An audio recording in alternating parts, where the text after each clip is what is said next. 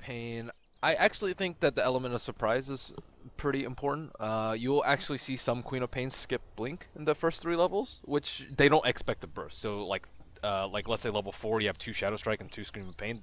People don't expect that, and you can often get a kill because they underestimate the damage. Other than that, I think the standard build of Null with 1 set of regen into Bottle and just Bottle Crow in this particular matchup. I also think that you can go a different route with going with a lot of regen early, like a salve and a tango over your opponent, and then just play hyper aggressively at level 1, and then you salve up, they tango up, and then you just keep the pressure mounting. But if you do that, you can't actually get a Null Talisman, so there are sacrifices each way. 30 seconds to Dendi and battle. Arteezy sharing war stories here. Arteezy accidentally getting level 2 phase shift apparently, because he's scared of Dendi. Was it an accident? I don't think it was.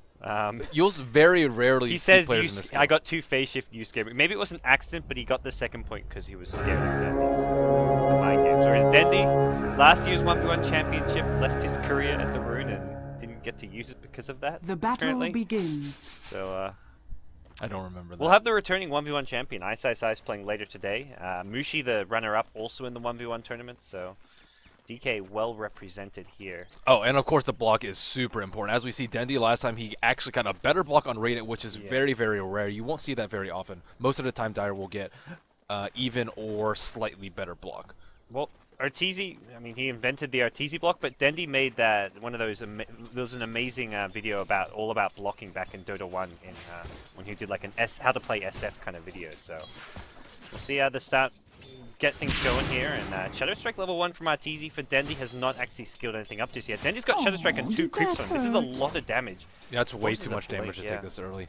Dendi, if he really wanted to go with a blink build, he should have just blinked as soon as he saw the Shadow Strike or heard it in his, and then just dodged it, and then you can actually win a slight war of attrition doing that. But you have to be very, very quick about blinking. You can even blink forward. Actually, it's not the worst idea in the world as long as you do dodge a Shadow Strike.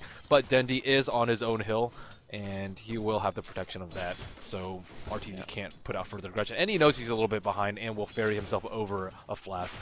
This Dendi did the same thing last game with the puck, where he starts with Tangos and gets an insta-salve. Arteezy, on the other hand, 2 branches again, brings out Tangos as soon as he can afford it, and they're trading Shadow Strikes here in the mid lane. They didn't dodge it, and neither of them did. Dendi might actually die very, very soon. Ooh, he's got Blink. Blink forward from Arteezy. He's got the next right click. Dendi's done. No salve and a tango. One more right click. Arteezy. 1 minute 33 seconds. That's the thing about 1v1s. You mess up that badly that early. He was at 200 damage before he even got 1 creep, and then he just paid for his mistakes. Without the use of a salve, even with Shadow Strike, it's too much.